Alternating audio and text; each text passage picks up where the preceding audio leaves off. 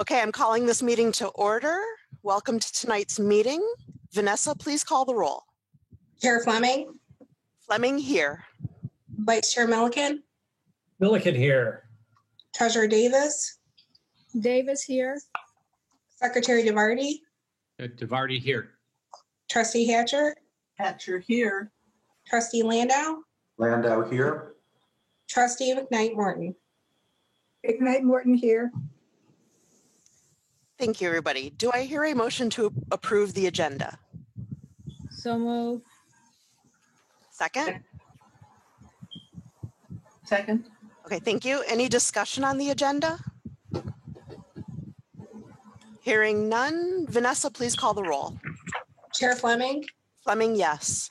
Vice Chair Milliken, Milliken, yes. Treasurer Davis, Davis, yes. Secretary DeVarty, DeVarty, yes. Trustee Hatcher, Hatcher, yes. Trustee Landau, Landau, yes. Trustee McKnight Morton. McKnight Morton, yes. Thank you. Going to tab A, approval of the minutes.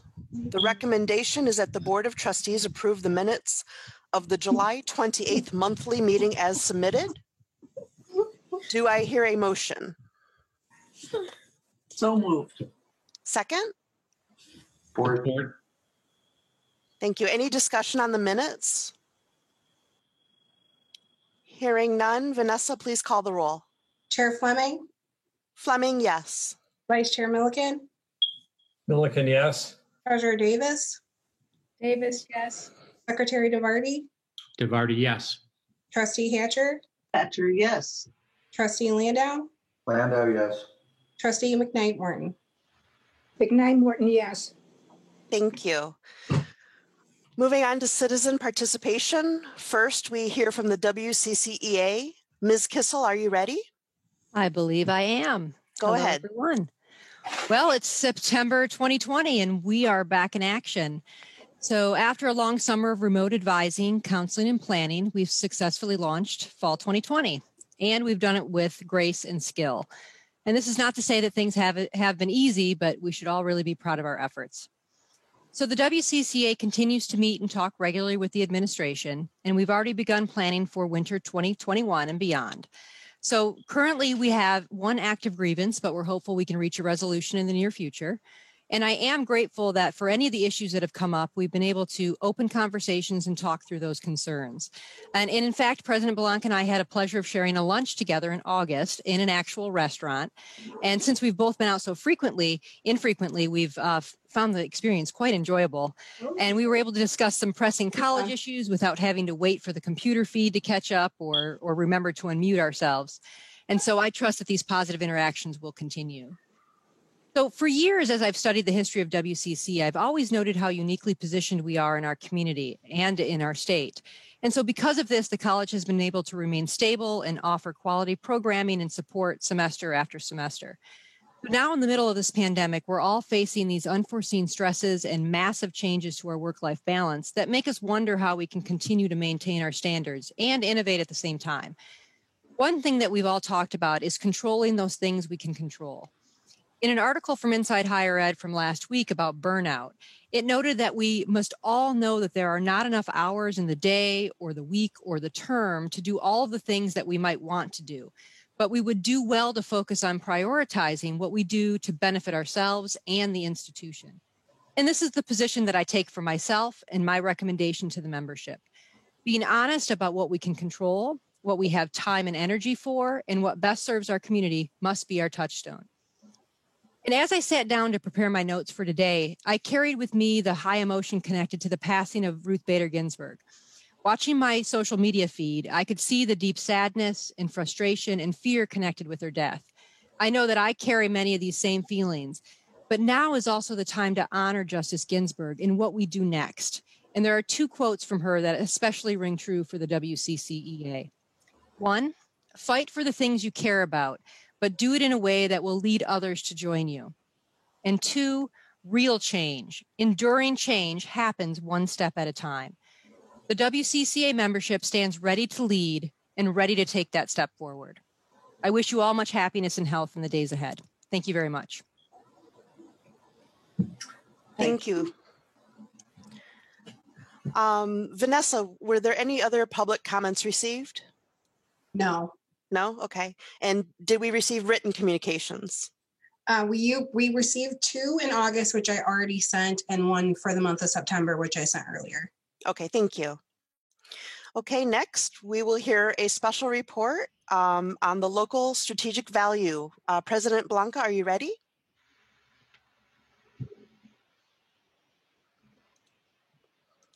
Well, we share this local strategic value document with the board annually, and it is a requirement of our funding model with the state of Michigan. So it's with pride that we share it with you again today. The good news, well, because we do so much, and this is a college-wide, when I say we, the entire college does such a great job, there's a lot in this report. So I would like to assure the trustees this evening that we are only going to share the highlights of this year. Although the report is all-encompassing, our presentation will be briefer than what the document is. Okay, so thank you. And with that, I'm going to turn it over to Julie Morrison. Good evening. We're pleased to be here to present to the board our annual local strategic value, which highlights how WCC meets the best practices in serving our local partners and community. Next slide, please. As trustees will recall, and as President Blanca just noted, the completion of the local strategic value, or as we around here call it, the LSV, has been a requirement of the state budgeting process since 2011.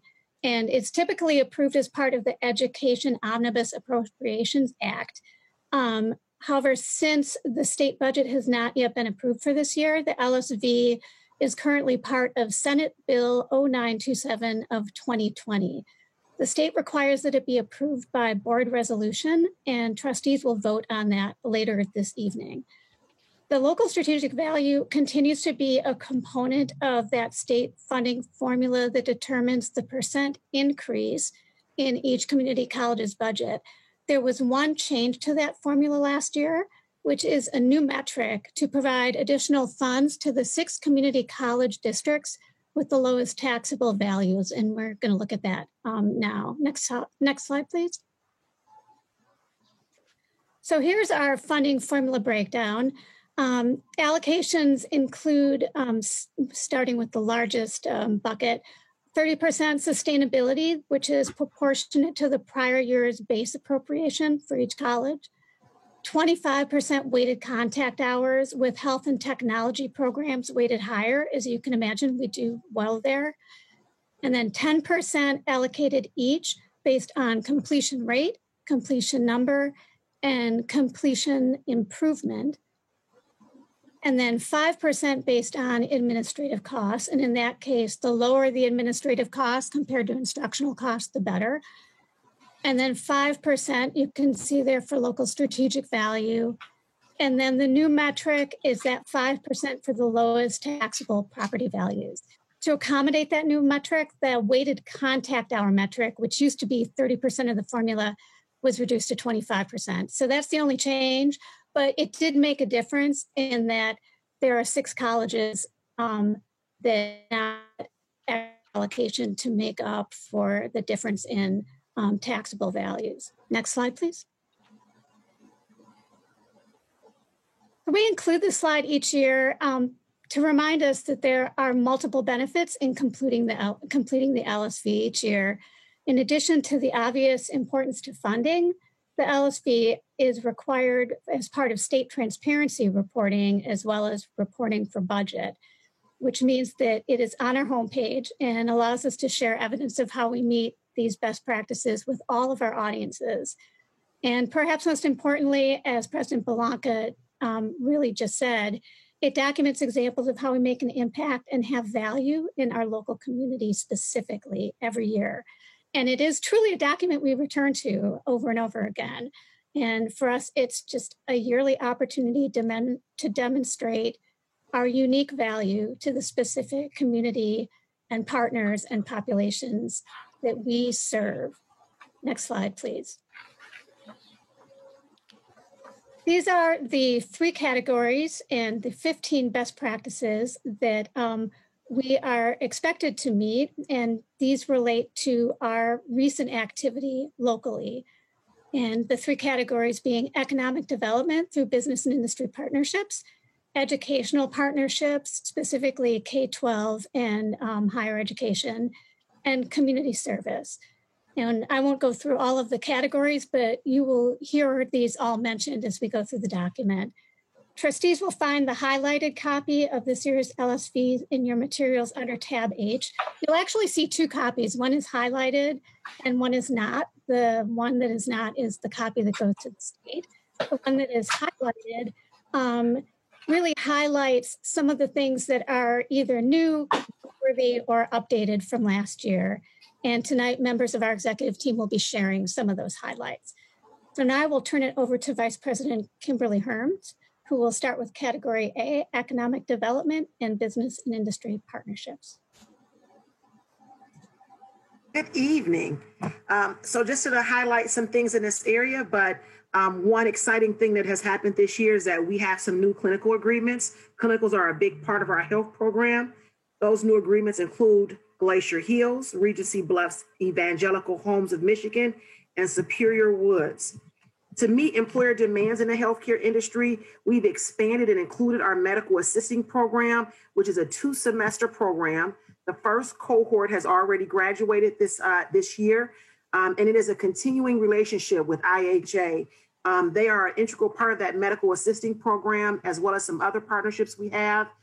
They come to informational sessions, they recruit students, and currently employ many of our medical assistant graduates. And they also serve as a clinical site.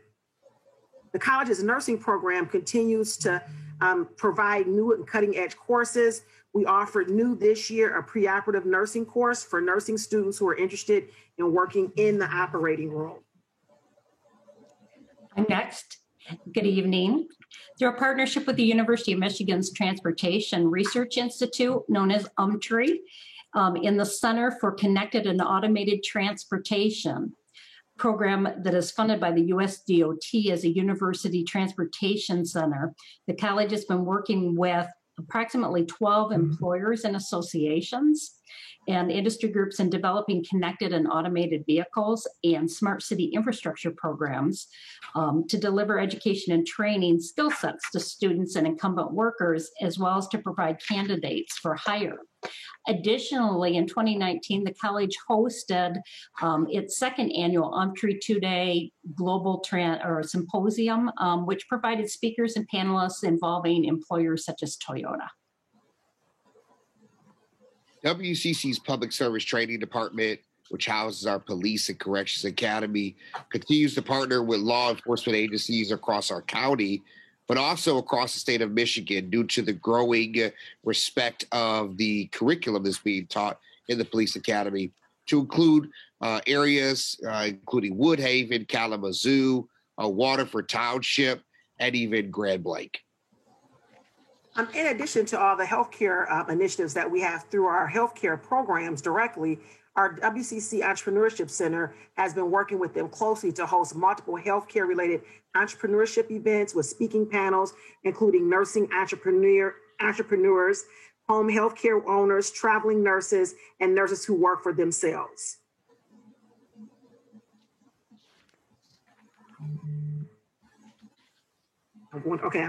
All right, and I'm sorry. In 2020, WCC began enrolling students in a creative program with the Living and Learning Enrichment Center in the college's 4-course networking academy certificate. Most students in this program are autistic, but any student with a disability is eligible for the program. WCC has worked to hire an instructor for the program who has been specifically trained in working with students with autism, and the WCC Foundation provides scholarships as a last dollar option for students to assist with tuition. In 2019-20, the college also launched, which you all are aware of, our Automotive Cybersecurity Certificate program, and it is designed to meet the emerging demand for highly skilled automotive cybersecurity professionals. And again, with our Entrepreneurship Center, we continue to do creative things. The center served about 314 clients one-on-one between January and December of 2019. We continue to host our annual pitch competition, and the center has began working with more community partners to offer services to micro enterprises and business owners that other entrepreneurship support organizations in the county do not, with special concentrations on industries that are aligned to our programs at the college. I'm sorry, I hate to interrupt the cadence, but I do want to just mention our Entrepreneurship Center, because I really, I don't think we give it enough credit for the job that it does. They have just received, they work collaboratively with Ann Arbor Spark. Kristen Gaspy, who's our director for the Entrepreneurship Center, was asked to sit on a small, very, very small council, along with Chris Penner from our Small Business Development Center, to allocate funding through the for all the organizations that applied for COVID-related funding through Ann Arbor Spark.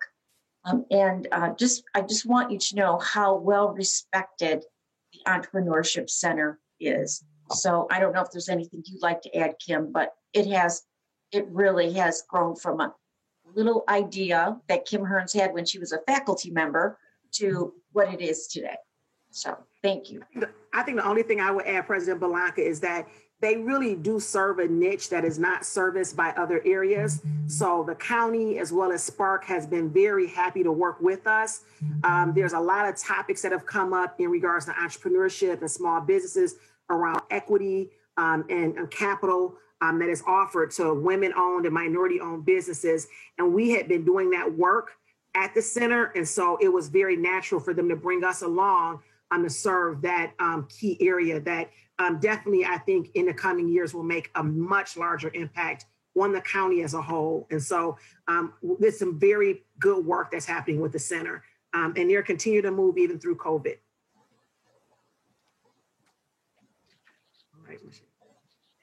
The college continues to expand our Advanced Transportation Center, which is focused on the integration between intelligent transportation systems, advanced automotive, and advanced manufacturing technology pillars, which we know has been supported by not only regional employers, but also was jump-started with our CC STEP grant.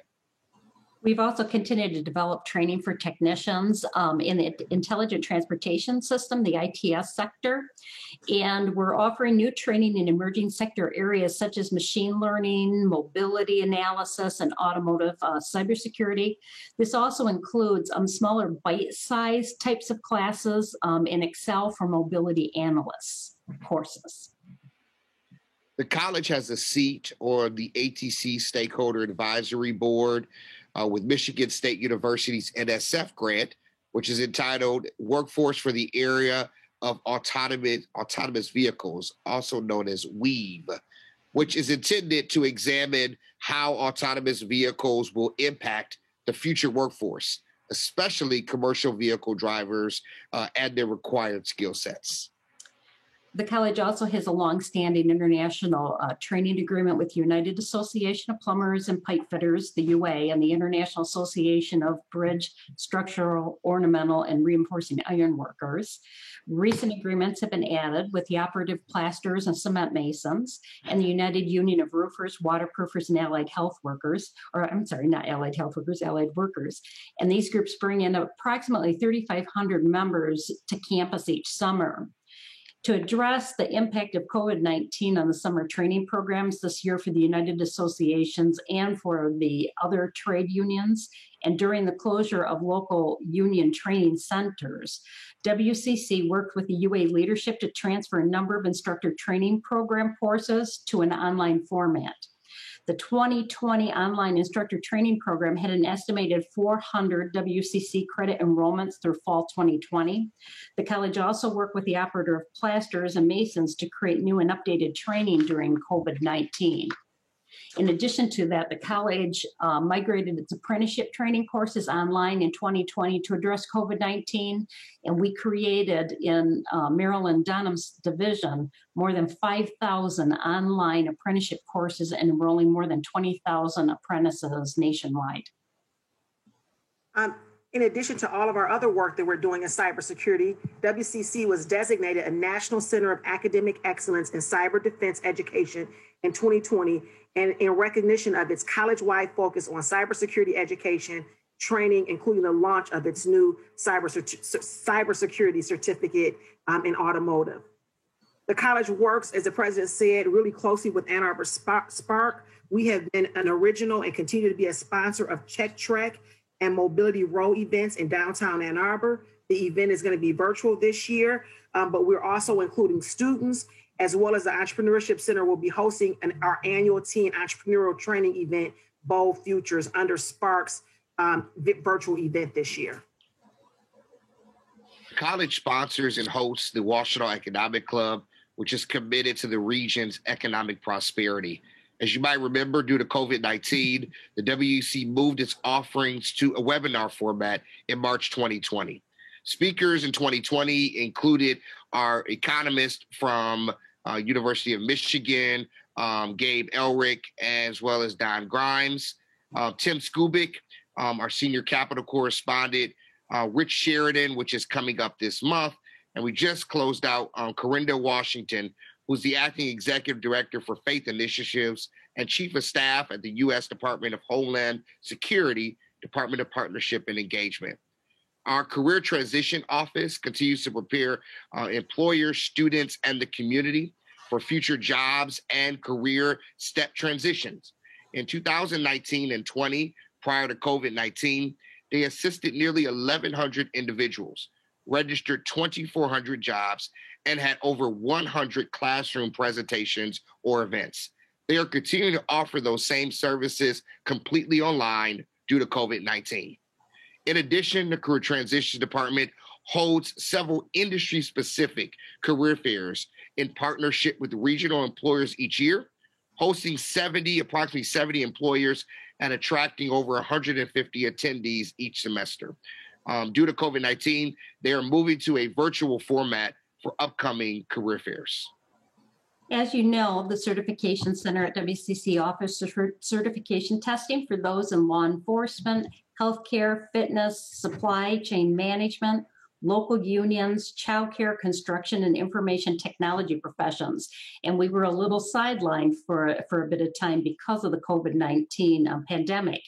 But since then, the center is now updated to offer in-person testing in a socially distanced, safe environment. And now we'll be moving on to Category B, Educational Partnerships. So the college works actively with our area high school counselors and teachers. The state put in requirements for high school counselors to have professional development around college, career, and military. We went to several virtual sessions where counselors could get their SCEACHES credits through the state and provided a lot of background information on the college. Also, continue to partner with our local high schools and offer dual enrollment offerings at our high school sites. The number of students who are dual enrolling at Washtenaw represents currently 10% of our currently enrolled students. This past year, we offered 20 classes in area high schools, and that showed partnership with 5 different school districts. We also have I have a recent partnership with the Livingston Intermediate School District, a middle college for their 5 school districts. We are now offering cybersecurity, mechatronics, and welding for those Livingston County middle college students. And in an effort to make sure that the entrepreneurship offerings that we have at the center are aligned to specific career paths, the WCC Entrepreneurship Center is represented on the Ann Arbor Public Schools Career and Technical Education Board. So this year, the college offered its 2019-20 year summer camps online, synchronous, in an asynchronous environment due to COVID-19, and the kids did great. I mean, they're very, very resilient. But those sessions included robotics, video game design, drones, additive manufacturing, art and engineering, as well as some youth connected vehicle camps and a STEAM middle school program. College continues to offer K-12 summer enrichment camps at the Park Ridge Community Center, which also holds an annual camp and provides ongoing cultural, educational, and recreational activities for youth throughout the year. For the first time ever, due to COVID-19, the summer camp was offered in a virtual format, and both students and parents reported that they had a great experience. The college hosted its second STEAM Week in 2020. It included speakers, activities, and joint STEM award ceremony recognizing outstanding students and high school STEM educators. We also have offered Super STEAM Saturdays to provide hands-on STEM plus arts workshops, career presentations, documentaries, campus tours, and labs. And also in February, along with STEAM Week, we celebrated CTE Month.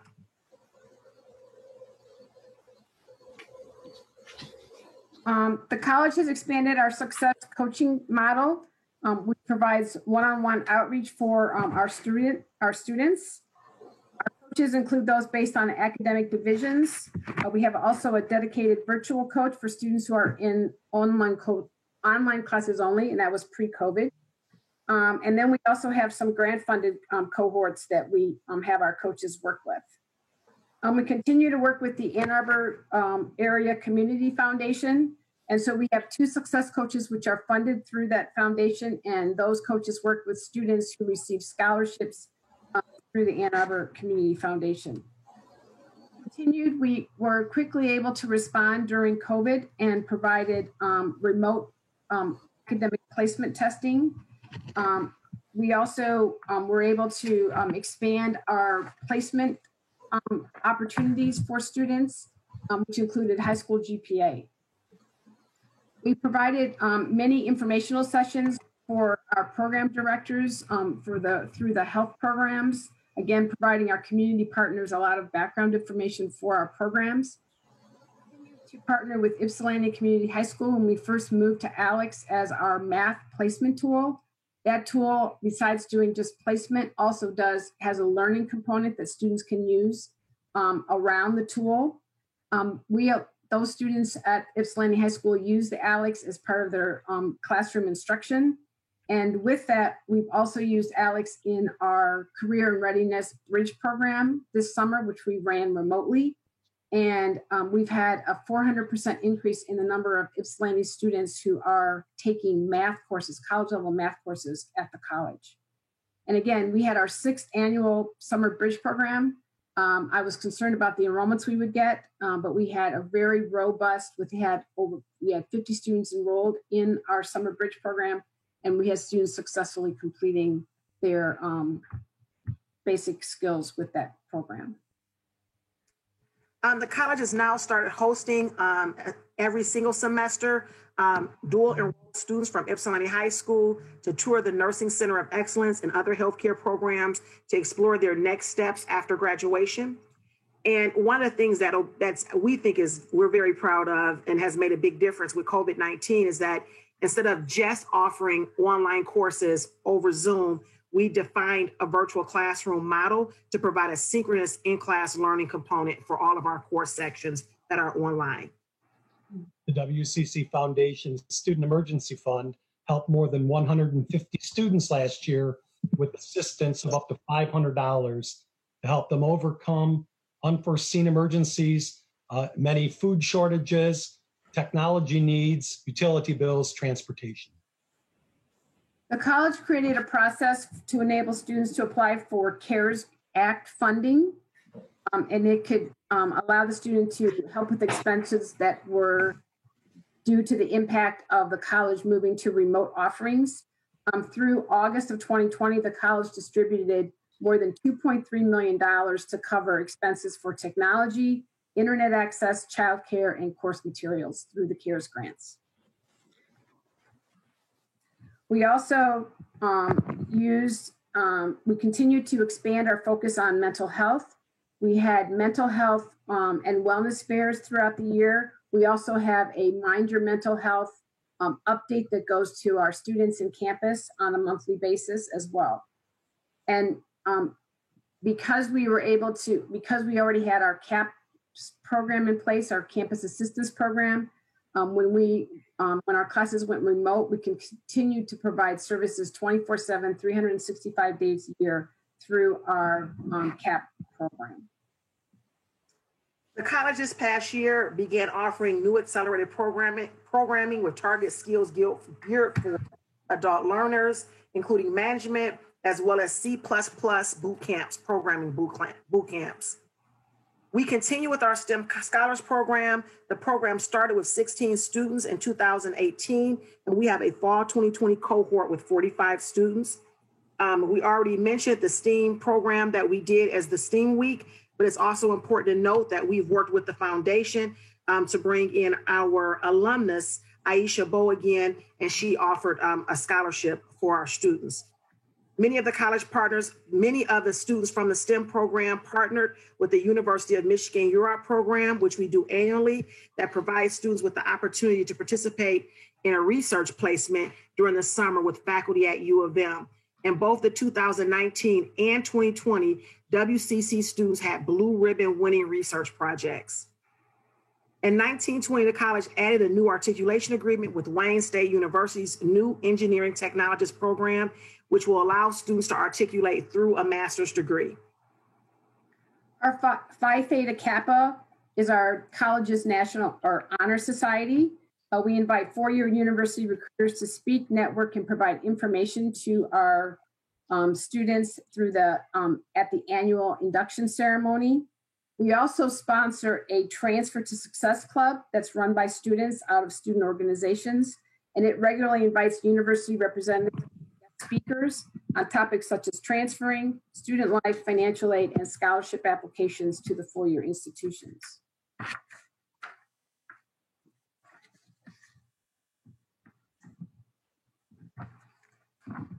Due to COVID-19, I think and lastly, we have category C. So that would be community services. So sorry, Julie, I stole your thunder. I'm jumping in there. Due to COVID-19, the college launched free personal enrichment online webinars to the community on topics such as making face masks. Many of you saw that, painting, yoga, those types of things. And thus far, 27 free sessions were offered with more than 700 registrations, which was really great. Thanks to Shelley Zervos and her team, the college offered 30 free professional development webinars to support the community during COVID-19, again, with over 500 registrations. Topics included managing virtual teams, time management, working from home, and networking. And finally, the college also supports lifelong learning and quality of life by offering senior focused health classes during this COVID-19. We wondered how that would work, with the senior centers, and we actually did quite well in terms of the seniors participated in online classes that we were able to provide to them and still continue our service. The Human Resources Department offered a variety of employee health and wellness initiatives with focus on both physical and mental well-being, fitness and diet programs, health fairs, and partnering with healthcare providers to identify, treat, and control chronic illnesses has been the focus of the physical component. Mental health well-being is addressed through the Employee Assistance Program, which is available for employees and their family members 24 hours a day, 7 days a week. Members can choose from a vast listing of mental health webinars, as well as receive 6 face-to-face counseling sessions in their local area with a licensed therapist at no cost. In addition, the college was awarded silver level recognition from the American College of Sports Medicine for the newly launched Exercise in Medicine on Campus program, which acknowledges new and continued wellness initiatives on campus. The college was approved for veterans funding from multiple government military agencies to support non-credit professional development offerings for military personnel this year. The college has highlighted this funding on the website to assist military personnel with locating and applying for this funding. Additionally, the college offered the community a free series of 5 interactive race and ethnic relations webinars in 2020 with over 900 registrations. Recordings were made available on the WCC website for additional viewing. Topics included starting a conversation about race, knowing your status, examining privilege, racial microaggressions, recognizing race-related stress, and persevering through COVID-19. The college exhibits works of local artists as well as students throughout the public spaces on campus. And since 2016, it has held an annual student art show, which is now jured. We actually did that in 2020 successfully and held that art show virtually through remote operations. In addition, the library services, the Learning Commons, and all of our publications are continuing during COVID-19. Conference Services continues to support events for organizations throughout the community on campus, including nonprofits, local businesses, and other educational institutions. The college serves as a community gateway to more than 91,000 visitors annually, and has a special ongoing partnership with a number of organizations, such as our Wild Swan Children's Theater, which last year had 49 performances with an average of 200 children at each.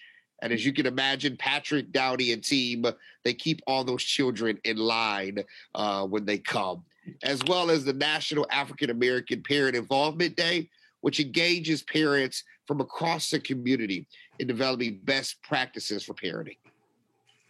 The WCC Entrepreneurship Center does also host a co-working space. Although it is not open right now, it is a great value to our community where entrepreneurs come, they gather, and they get support. The college's Health and Fitness Center continues to play an important role in serving the community. In fact, this past year, our membership grew by 750, and we're now at, or at least in pre-COVID mode, we were at maximum capacity of 7,700 members. Part of that growth comes from the ongoing support and the development of our medical fitness programs that we have. We have 3 programs that are being recertified in this year, and we're now up to 425 members in those medical fitness programs. And then lastly, for the fitness center, we had the WCC Counseling and Career Planning Department offer free classes in yoga and self-care. And then lastly, the college completed in partnership with SEMCOG the non-motorized pathway across the Huron Drive, and it's a beautiful pathway, and we've seen many community members using that. And so during COVID-19, our student development and activities area transitioned to providing all kinds of student activities and development in a virtual format. They offered service projects for our students, including sewing surgical masks and PPE donation locally.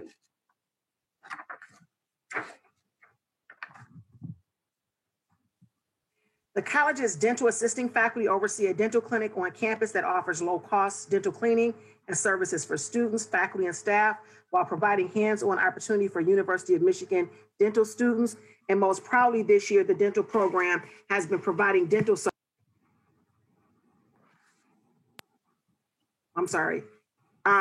Proudly this year, the dental clinic has started offering services at Hope Clinic in Ypsilanti. So during our student welcome days, which we hold each fall and winter, the college provides information to students on events, clubs, services, activities, and volunteer opportunities in our community.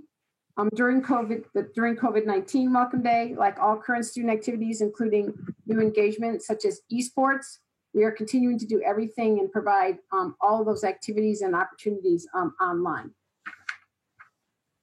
We also was designated again as a voter-friendly campus for 2019-20 by the Campus Vote Project and by NASPA, the National Association of Student Personnel Associates, for its high level of student civic engagement and our level of voter registration on campus, which was recognized on a national level.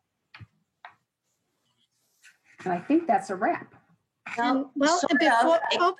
We have one more that we skipped. So yes, inadvertently, CIO Todd Kruger, if he'll give us, and it's a big one. So Todd. Okay, thank you, Julie. In order to help bridge the digital divide, the college provided 160 laptops and 110 mobile hotspots on loan to WCC students, 360 laptops for WTNC students, and created a process for students to request a new laptop to be shipped directly from and supported by Dell on an as-needed basis with 883 total laptops available. Thank you. And now back to wrap. Yes. I know it's a long presentation. I don't know if the board has any questions. I wanted to ask Bill if you wanted to give us an update on the Health Fitness Center, but I realize that would be inappropriate at this time. But I know that's probably on trustees' minds, but we can talk about that later. Any questions about what we've accomplished? It's quite a bit. Thank you. Everything in this report has an asterisk because of COVID, and it's amazing how much you've managed to accomplish and renovate and, you know, managed to deliver to everybody. It's really remarkable. So thank you. It was the best 26 pages I've read through in a long time, and the fastest. And I was impressed this time. It seems to me, as I recall seeing this for the last 5 years, there are a lot more numbers in this. The number of students who participate, the number of courses offered, the number, instead of general statements about we do this, we do that. I think the numbers are very persuasive and very important to keep including in a report like this. So thank you. It was very nice. Thank you. Any other board members wish to have a question or comment? All right. Let me get my agenda up here. Okay, we are moving on then to tab B, our monthly reports. First, personnel recommendations. Tab B, the recommendation is that the Board of Trustees approve the monthly personnel recommendations as submitted. Do I hear a motion? So moved. Do I hear a second? Or DeVarty support. Sorry. All right, thank you. Thank you. I heard that. Any discussion on the personnel recommendations? I do have a question. Go ahead. Can we go back where I can see the names? You can go forward. Yeah. Yep. The excuse me, the part-time instructor hours. How many minorities do we have that are African American? Of course, you can't tell by name, but I'm just curious.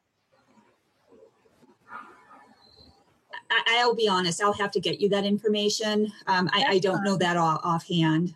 That's fine. I'm just concerned because I know that we have discussed this in the past and wanting to add more instructors of color to our list of instructors. And I am concerned that maybe with the COVID-19 that some may be out of work and we're not tapping into those areas that to let them know that, hey, you know, you can come to us. And even if they are out of town or out of state, they can still come here and find good employment here, especially with our school, since we're doing such a great job across the board in all of our curriculum. So, but at your leisure, when you can, I am really wanting to know that, because I know of one person in particular that was hired. I guess he is still employed as an adjunct. Not really sure at this point, but I haven't been in touch with him.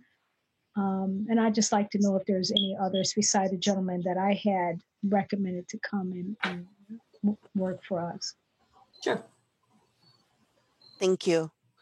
Any other questions on the personnel recommendations? Weren't there several people who retired on the personnel page 2? Yeah. Yes, there are. That's like 119 years of service. And it's mostly professional faculty. So that's a huge hit. And the biggest hit of all is that Jim Egan has retired. And I suspect, without disclosing the fact that I used to be able to see the evaluation forms of the faculty. He's one of the best instructors we've ever had. And also, I think served as dean. He also served with online education. So Jim Egan for 31 years. One story I tell about him, every day for every class, Jim Egan stood at the door of the classroom and shook every student's hand as they came into the classroom and asked, how are you? Really great. So, yeah, he was a fine, fine instructor, and we'll miss him. Thank you. Any other questions or comments? Okay, hearing none. Vanessa, please call the roll. Chair Fleming, Fleming, yes. Vice Chair Milliken, Milliken, yes. Treasurer Davis, Davis, yes. Secretary DeVarty, DeVarty, yes. Trustee Hatcher, Hatcher, yes. Trustee Landau, Landau, yes. Trustee McKnight Morton. Right, Morton, yes. Thank you, everybody. Moving to tab C, the financial report. The recommendation is that the Board of Trustees receive the financial reports for June 2020 as follows: General Fund, Deferred Maintenance Fund, Capital Fund, and Combined Schedule of Investments, all funds. Do I hear a motion to accept? So move. Second? Support. Okay. VP Johnson, would you like to add anything to this report for us? Yes, please. Thank you. Thank you. Chair Fleming. Just to remind the board, this is the final report for last fiscal year, fiscal year 20. We've mostly finished up the audit. Typically at this board meeting, we would not only be presenting this report, but also the draft audited financial statements. And during a non-COVID year without CARES Act funding, our audit would have been done and we would have been presenting it. And as far as we have been told by the auditors, the audit went very, very well. However, as a result of the CARES Act funding, there are going to be new audit procedures surrounding the CARES Act funding itself, and the recipients such as WCC, and those supplement audit procedures have not yet been released. And in fact, they're not going to be released for at least another 2 to 4 weeks. And so as a result, we are not ready yet to bring the draft audited financial statements to the board. As soon as that supplement is released, as soon as Raymond can complete their audit, then we will be ready to bring that to the board. However, President Blanca and I talked, and we thought it would be good for the board to see the normal monthly financial report for the general fund for June 30th. So this is a 12 months ended report. So at least the board can see how the year came out relative to budget. The audited financials also includes all the restricted funds and the plant fund. And that's really the difference between this report and the results here, and what you will see once the audit is complete with that. So I'd like to take the board through the highlights of fiscal 20 general fund performance. And so if I could go to the next slide, please. I don't believe that I have control, at least I can't seem to get control. Thank you. I might remind the board that when we were going into COVID, it was a very uncertain time, and to a certain extent, it still is. And we were really looking at a lot of risks around revenue, both as related to spring, summer, and even to a certain extent related to winter, as well as state funding, and also all our auxiliary funding, which includes our conference center funding, just a number of areas that are like our contact training, and our fitness center. If I could have go in two more slides, please, to the page of numbers.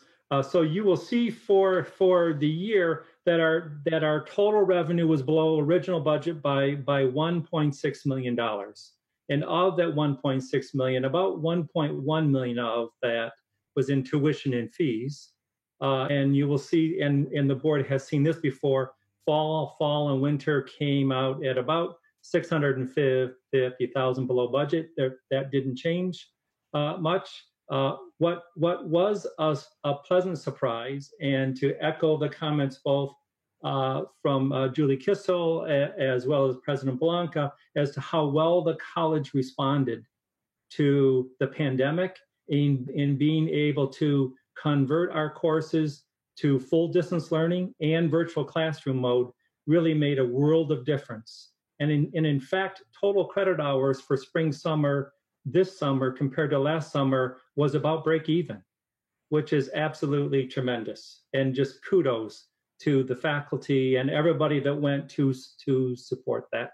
That was a tremendous result for that.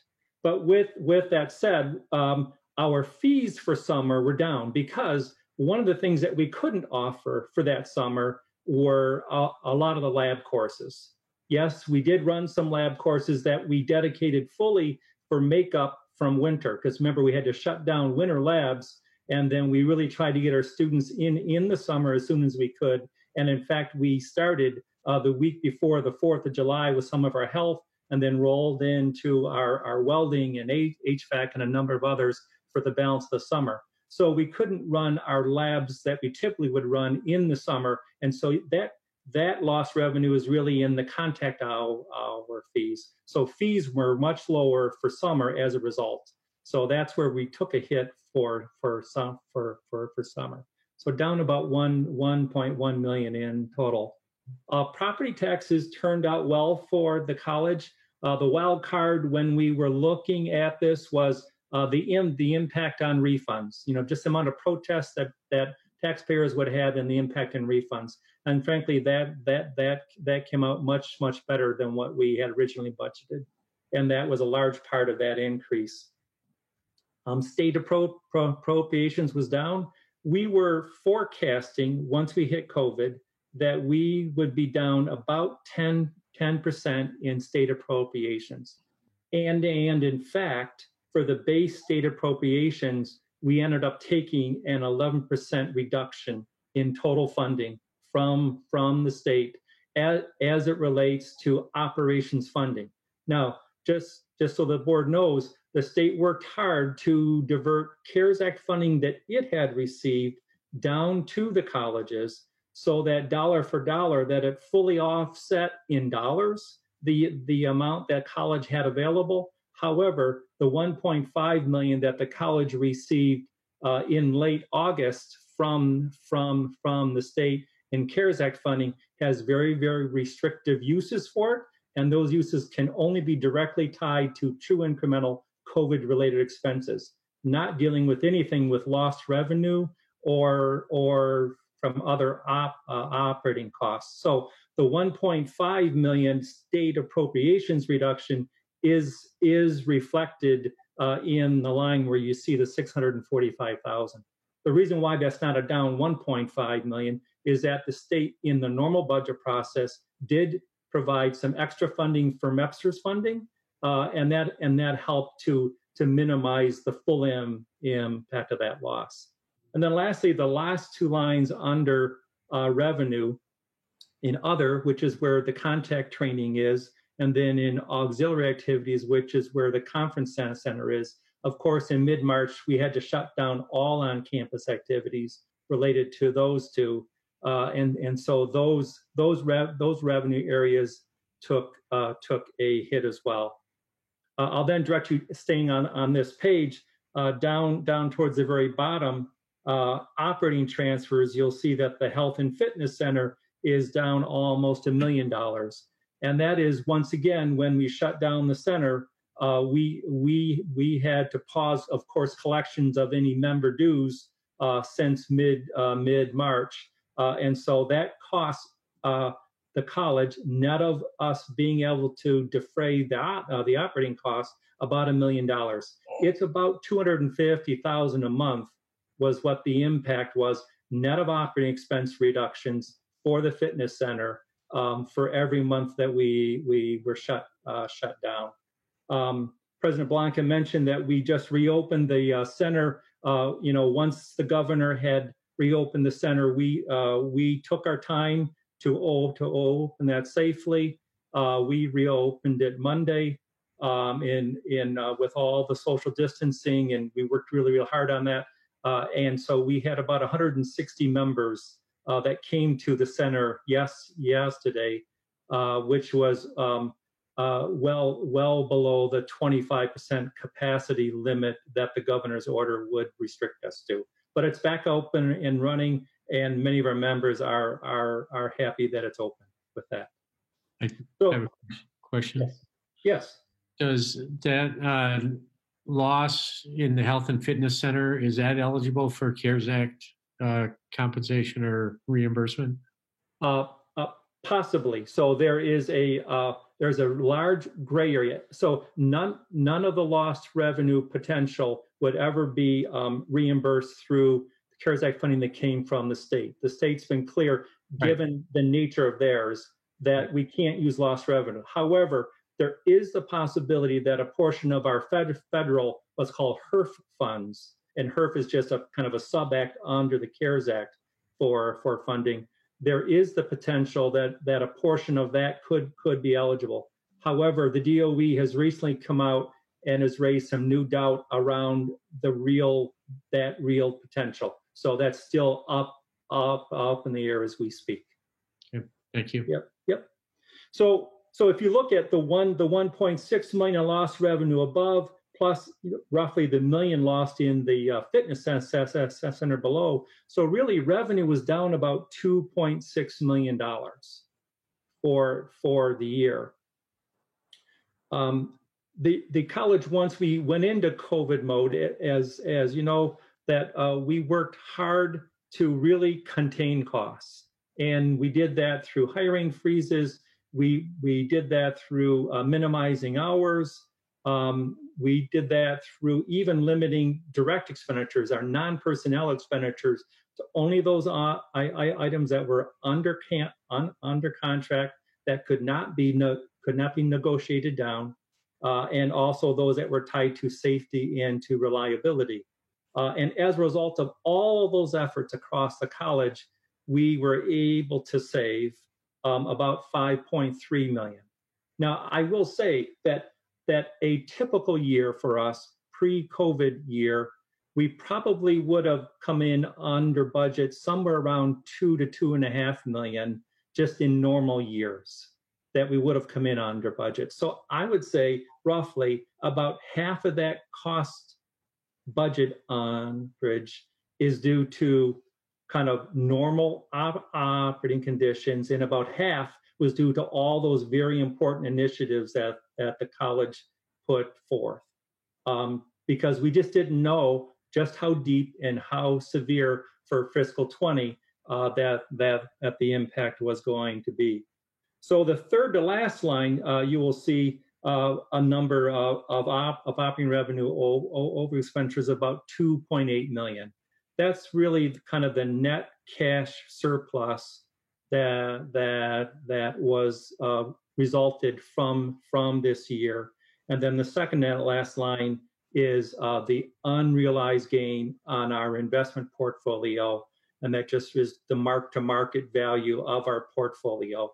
And so we ended up the year at about 3.3 million, better than budget. Prior to me going on to the rest report, any questions? I have a question. In the written narrative, you say that we hold the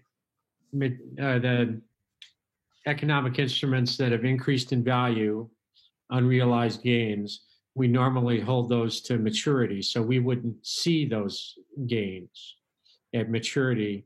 Would it be wise for us to cash those out now and realize those gains? If Trustee DeVarty, if I thought that over that same duration that we could reinvest that money at rates that would put us in a net better position than holding, then I definitely would make that recommendation. but there isn't anything of comparable rates available. Yeah, right. Yeah, given the current interest rate, I mean, the difference in yield between a 1 month Treasury bill and a 10-year Treasury bill is less than a 0.5%. So, so it's just a little tough, you know, in this current interest rate environment. Thank you. Any other questions on the financial report? Chair Fleming, I did have one other page, and if we could go to the last page in this section. Okay. Thank you.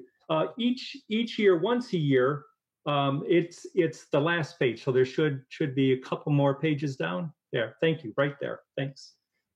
Each year, we also present to the board the annual performance of our long-term investments.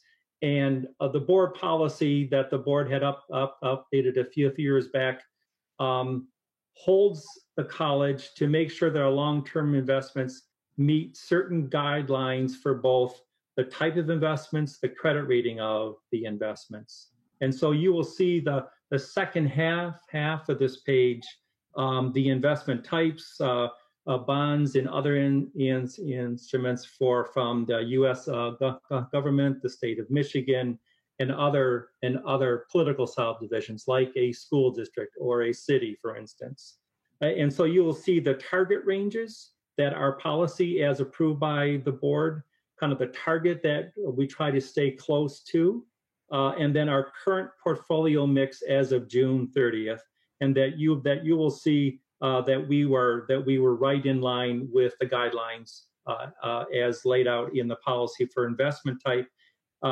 For credit rating, we did not hit our target rates. We really would hope that we would be able to invest a portion of our long-term investments in slightly lesser strong credit ratings, with the hopes that it would give a greater yield that was worth that additional risk. In this market, as we just spoke of, with interest rates, as we had money to invest, we could find no opportunities of lower credit that we thought were worth the risk. And so we have maintained all of our investments in the highest credit rating, which is slightly above the target. So we're at 100%. The target was 80%. 50%. And then last but not least, the board policy calls for us to keep on hand at any point in time at least 5% working capital available for the college's use. And so that calculation would have been on average about 5.6 million. The highest point that we hit was about 12.7 million. And frankly, that was largely a conscious decision as the college. You can see that date of April 3rd. We were right in the middle of the pandemic. I was looking at a lot of forecasts that had some pretty big risks to them. And so that was a conscious decision that we made to hold back a little bit more cash just to make sure that we had liquidity to manage through the summer months. And Chair Fleming, that's the end of my report. Okay, thank you. Any further questions on the financial report? I've got one quick question. Okay. In terms of this year, our fall tuition in line with our expectations? Credit hours. So our budget was assumed a 6% reduction in credit hours year over year. As of this morning, we were at about 3.8% down in credit hours. So in credit hours, the college has done really well, better than most of the community colleges in the state. Again, it's a carryover, the very strong effort from our faculty, recruitment team, our marketing team. A lot of folks have done well. I will say, as you translate that into tuition revenue and fees, I estimate though that we are going to be down about 1.5 million for fall revenue. And the reason is that we were forced to flip our schedule to be mostly online for fall. When we built our budget, we assumed a normal distribution of on-campus and online courses. And for out-of-district and out-of-state, our online rates are slightly lower than our on-campus rates because you don't have the carry costs of the physical assets of the campus. And so while we have done relatively well in credit hours relative to budget, our tuition is going to be lower and fees are going to be lower once again because of the labs. And it's not that we're not running all our labs. We are running most of our labs on campus. However, there's a much lesser capacity within our labs because of COVID social distancing. Just a comment, if I could. We did make a board decision to reduce the in-county rates for distance learning to equal the in-class rates, the in-person rates. And I think that was an issue of fairness. I'm sure it cost us something in revenue, but it was the right thing to do for students that I'm sure would prefer to do in person, but are forced to do distance learning. It's just a fair thing to have them pay the same tuition as they would have otherwise. So I don't know how much or if you've got a quantity on that. I don't need to know. I just want to make the comment that we made an affirmative decision for the benefit of our in-county students to lower those rates, those distance learning rates. Madam Chair, if I may. Go ahead. You know, when we talk about enrollment and tuition, it is about strategy as well as effective teaching and learning. One strategy that this college has put into effect, and I don't think others have, is we don't have one enrollment date. So if you had asked us 2 weeks ago what our enrollment number was, we would probably say negative 6.9, right? Now, if you ask us today, it's negative 3.7, did you say? It's 3 point, yeah. And if you ask us in 2 more weeks, it could even be better than that. So we have 4 registration dates where people can register. And hopefully, and we have been doing that for a while, we started about 7 years ago with late starts that we call late starts, where we had 2 registration. You could register for a 15-week class or a 12-week class.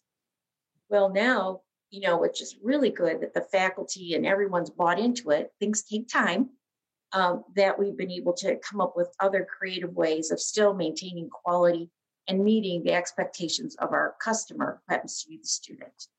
And if a student right now is reevaluating where they should be or what they should do, because we know that everything that we've been reading about the freshman student is thinking, do I even want to go to school? Should I reconsider and maybe wait a semester? So say they've decided to wait, they change their mind, they can come to Washtenaw. So hopefully that number will continue to increase. And I just wanted to draw that to your attention because it's really a very good strategy that all of us have been working together to get to this point in doing so. Thank you. Any other questions on the financial report? Okay. Hearing none, Vanessa, please call the roll. Chair Fleming? Fleming, yes. Vice Chair Milliken? Milliken, yes. Treasurer Davis? Davis, yes. Secretary DeVarty? DeVarty, yes. Trustee Hatcher?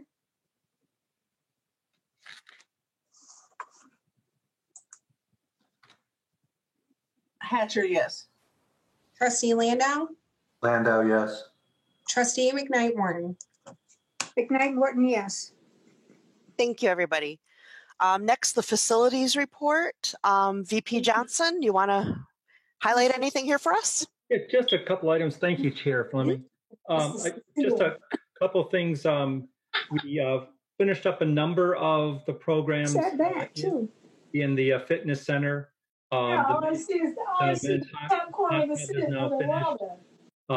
nanatorium lights is now finished. We improved the showers. So a number of key projects were done in the fitness center. And when we're able to open up those elements of the fitness center, I know that members will really enjoy that. Some of the significant projects that we have ongoing right now include the ML pond dredging, which is if you happen to drive by campus, you won't see a pond. You'll just see a big hole, and it's getting bigger, which it should. It needed to come down between 3 and 5 feet, and it is. Trustee DeVerde, I know at the last meeting that you had asked about testing, and we are getting that tested as it's coming out.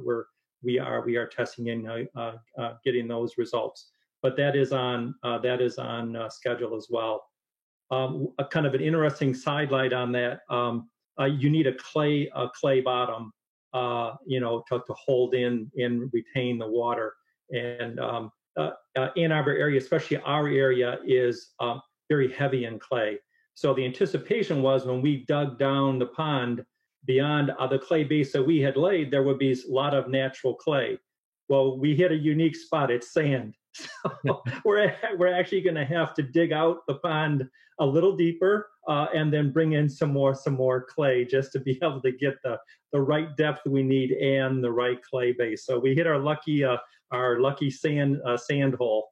Probably the one area in Ann Arbor that has it. So but however, I'll let you know that we're excavating the sand because it's got a good resale value, and we help to be able to get some offset, with the resale of that sand.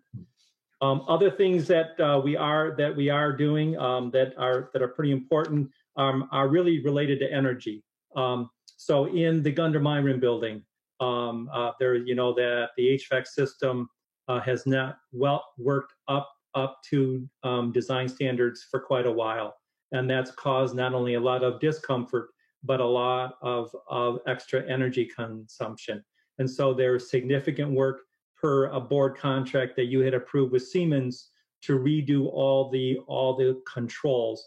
And in that process, we have found other ancillary problems that have contributed to the performance issue. So we are on track to get all that work done in the Gundry-Myron building yet this fall. So those are some of the key highlights that I wanted to point out for the board. All right, thank you. Any questions on the facilities development report?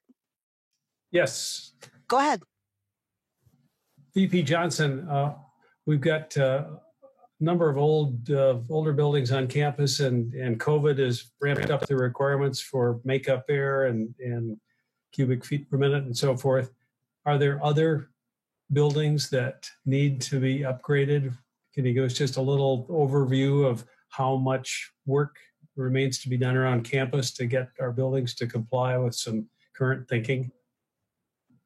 Trustee Milliken, that's a great question. Our buildings were designed for the ASHRAE. It's the ASHRAE standards that CDC quotes around air, and it's ASHRAE 62.2 that we are held to. In COVID standards, they ask you to increase that air flow, and they give you some recommendations that if you can increase it, that these are the ranges that we being CDC and ASHRAE would like you to exceed that by. I would say that many of our buildings, as a whole building that's fully loaded with occupants, would have a difficult time exceeding at any significant level above the ASHRAE 62.2 standards to which they were designed at. And so the way that the college is able to meet the higher standards now is that our buildings have a very low load occupancy. And secondly, that we're able to steal total building capacity and direct it towards the rooms to which we have capacity that's actually being used. And so that's how we are managing meeting the needs. Thank you. Thank you. Any other comments or questions? All right. Thank you, everybody. Yes, I do. Go Sorry ahead, about Diana. Yep. that. Yes. This is for VP Johnson. Yesterday, I was on a campus out in the parking lot in the loading dock area, and I noticed several trucks around there that said Rose exterminating insect. What was that about? We have an annual contract with Rose. We bid that out periodically, but Rose has been the winning bidder here as of late, and it's just normal maintenance that we do across campus. Okay, great. Thank you. Thank you. Any other comments on the facilities report? All right. Thank you, everybody. Next on the agenda is remarks of the board. Do any board members want to make a comment? I'd like to. Go ahead, Dave. I just want to share some feedback I received from an art student who's taking 2 classes, hybrid, some on campus. She says the pandemic-related protocols we put in place are phenomenal, state-of-the-art. There's a lot of confidence in the way people's health and safety are being protected by our protocols. One of the profs also teaches at Henry Ford Community College part-time. He's part-time in 2 different colleges. And he says that we're light years ahead of the other community college that he teaches at, and feels very confident of the protocols. And I just want to state that I witnessed that myself when I came to the campus to sign some documents. I had to report to the security office, have my temperature taken, fill out a survey of any contacts I had, et cetera, and was not allowed really into the campus, but just did my business right there at the security office. And I think some people might think that this is going overboard, but I think given the threat that we're facing with the pandemic, that I think we've taken a really strong stand, and I view us as a leader in what colleges should be doing. And I want to thank everybody on staff and administration for this. Thank you. Thank you. Other board members wish to comment? I have a comment and some questions. Go ahead. I think it's remarkable that The Voice is online, and we get to see the college newspaper. But I have one suggestion. The last time they had a whole bunch of pictures of students highlighting an activity, but there were no masks. And I think the pictures were older pictures, but I don't think they should have on current Voice productions pictures of groups of students without masks or distancing. It's just a suggestion. I've heard from several faculty, including my son, that they're still concerned about cheating, about having testing centers that are monitored for students, for identification of students who are taking exams. So I know that was a problem early on, and I hope we're dealing with it better than we did before, is what I'm saying. It's an issue with, especially, in my exams where you couldn't cheat because they weren't accessible in any other way. They were weird questions, I guess. But in a math exam, it's a little easier to cheat if someone else takes the exam for you, or if it's not monitored, etc. So I'd like for us to pay attention to that And I guess I have a question about Park Ridge. What's happened with after school at Park Ridge? Maybe Rose could answer that. Yes, I'd be sure. Do you want me to answer it now? Yeah, if you would, I guess. Yeah. Brandon has been chomping at the bit to offer programs there. So it's not as if we haven't been prepared to do something. Mm-hmm. But I'm working collaboratively with the superintendent of Ypsilanti Schools. And she reached out to us and asked to use the building as an extension site for the students that live in Park Ridge, right in that housing. So we agreed. She really did not want any programming. They want to offer their own programming there, for the students that are taking online courses. Mm-hmm. So, but we had to wait, and we just got the report today, as a matter of fact, from Bill and from Craig, because we had to do the air handling test, to make sure that there was a good airflow assessment. So we just completed that. And the airflow assessment for Park Ridge is very good. Mm-hmm. So I will be calling her tomorrow to let her know that, so we can start talking about how to bring the students over or whatever.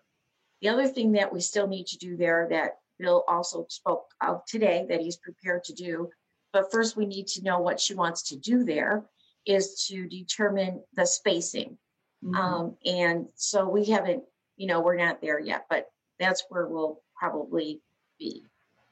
So that's where we're at this point. Yeah, that's good. Thank you very much. You're welcome. Thank you. Do other board members want to speak? Okay, I'd like to make just a couple of comments about the class I'm taking this semester. I enrolled in 3D printing with Tom Pinard, and it is this semester a mixed mode class. Monday is our virtual class, and Wednesday is our hands-on lab. And I've been coming into campus now for 3 weeks, and I felt that the COVID screening process was very smooth, very easy. It was similar to when I went to other facilities like the Red Cross building on Packard where you give blood. And then I was at the Chelsea Hospital a couple of weeks ago when I had to drop my mom off. The procedures were very similar, where they took your temperature, they asked you the basic screening questions, they checked that your name was on a list that you belonged there, and then you were allowed in. When I came in, I felt very safe, I felt comfortable. The bathrooms have never been cleaner. And I felt that the environment was very safe and comfortable. I've been enjoying the online blended mode class. I've had previous experience with Adobe Creative Cloud. And in this class, we're learning a whole new software called Fusion 360. And I got to tell you, as a student of Adobe Creative Cloud, if you can do Creative Cloud stuff, you can absolutely learn Fusion 360 and learn 3D printing and make stuff. So I'm excited about learning this technology as an artist and a maker. I know a lot of people come to 3D printing through manufacturing, but I'm really, really excited about this technology, and I've been really happy with the lab. There's only 3 students. We could have 4, but unfortunately, I think our 4th person dropped at the beginning, which that's sad. Maybe we'll get somebody on another enrollment. But I just would like to give real big kudos to 3D printing. I've just been blown away by it. During the lecture, Tom will do a demonstration with sharing his desktop, and then he'll say, okay, on your computer, you make this too.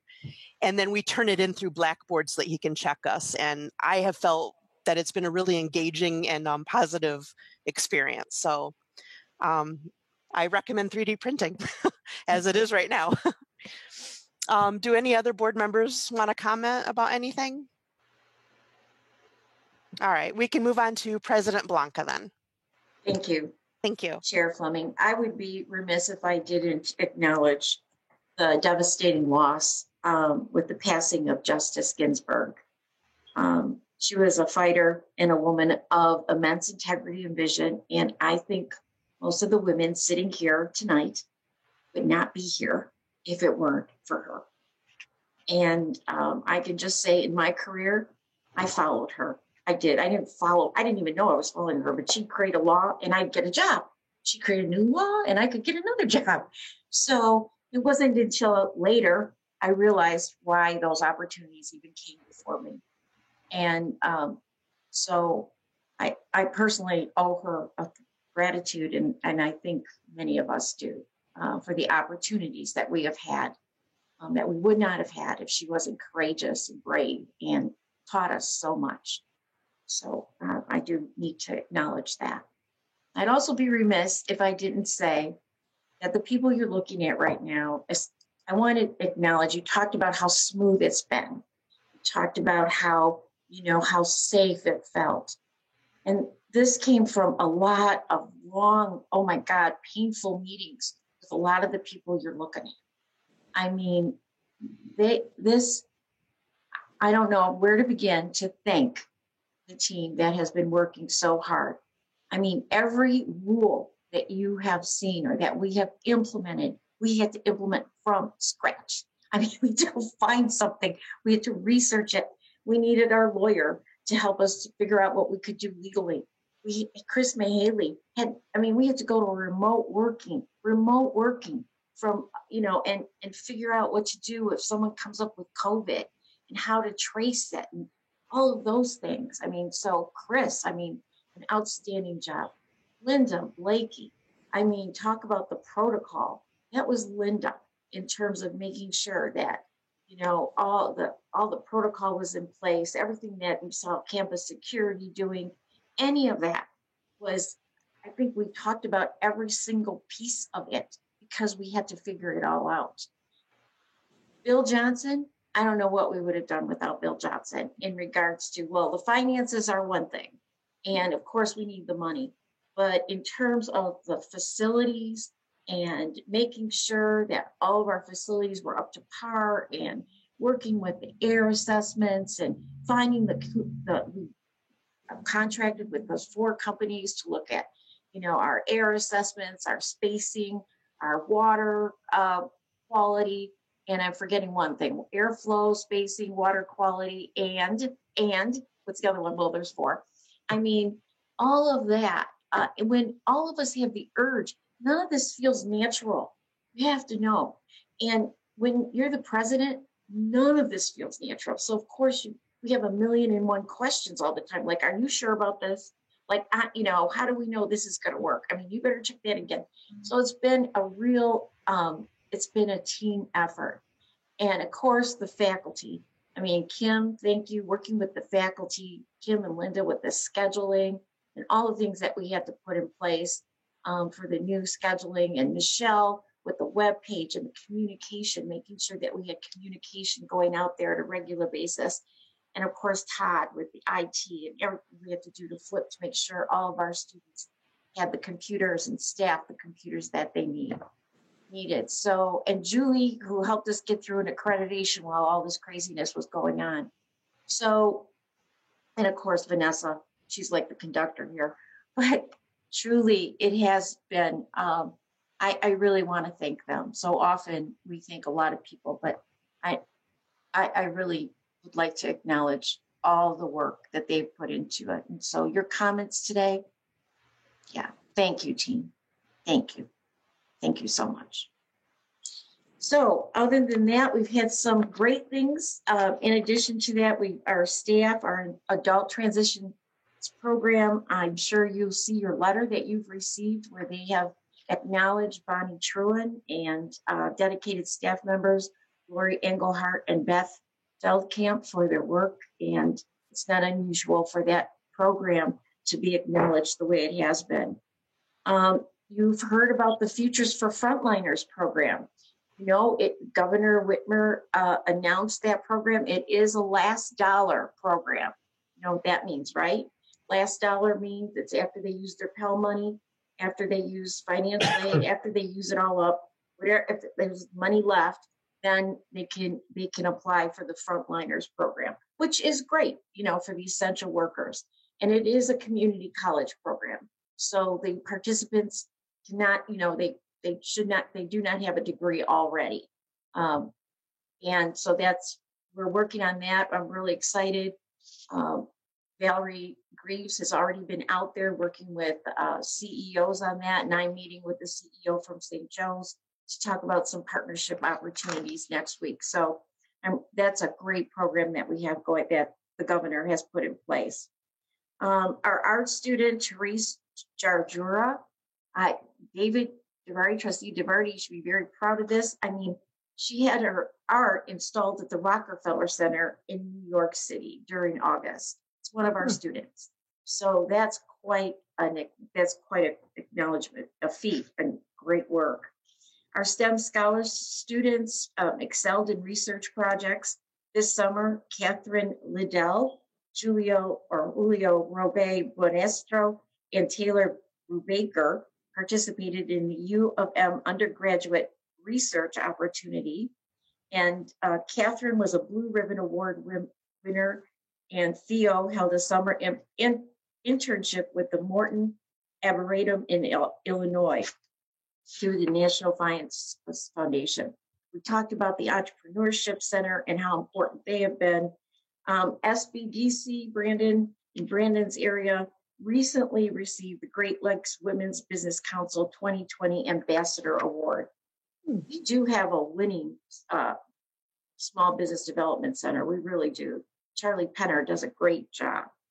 And we were ranked once again as the #1 community college by Niche, which is a marketing agency.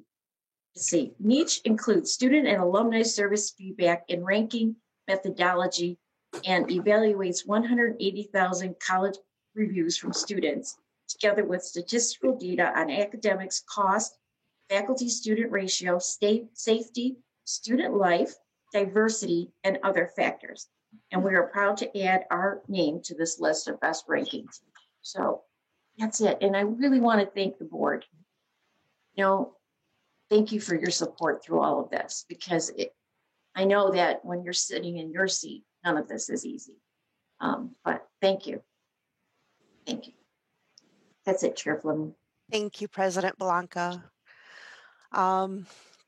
Moving on to new business, tab E, the recommendation for new programs of 2020-21. VP Hearns, would you like to add anything to this for us? I would like to just add a couple comments. The Addiction Studies Certificate is one of our few small post-associate certificates. And the only change to this certificate is that we are going to be taking the post-associates off just because it's more aligned with the availability of the certification to anyone who is working in that field. And so there's no big change on that certificate, but just to remove the post-associates. You also see that the Human Resources Essentials degree or certificate that we have presented, again, we're providing more nimble, practical skills to help us meet the workforce needs that we see, and that they all still stack to an associate's degree. And then finally, an exciting one here, sports and entertainment management. You've heard us talk a little bit about esports and some of the many changes that are happening and things that they're doing in student activities. And one of the things that we wanted to do was to align a credit-bearing program with the work that they're doing in student activities. And so the sports and entertainment management certificate actually includes a broad scope of courses to provide students with skills and introduction to that area in esports, sports and entertainment management. It takes advantage of our Principles of Management program and courses that already exist as well. And again, it's another program that will stack and students can do multiple things with and build to an associate's degree. And those are our 3 new programs. One of them not, like I said, is not really new, but a change. Thank you. Any questions on these? Yes. VP Hearns, Addiction Studies Certificate, is Dawn Farm linked to that in any way, or have we done any work with them and their programming?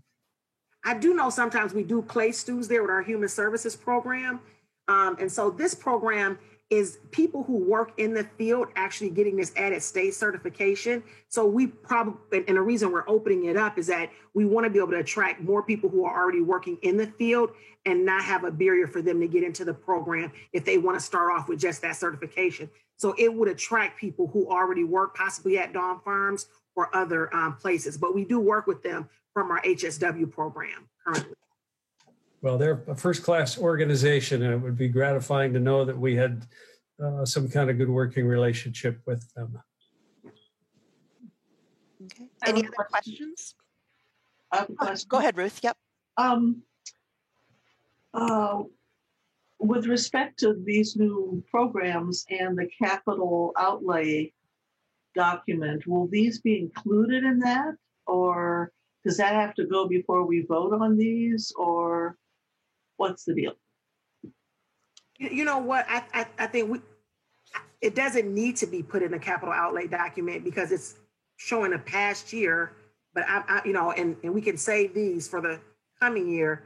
Okay. I think the things are connected. Okay. I don't.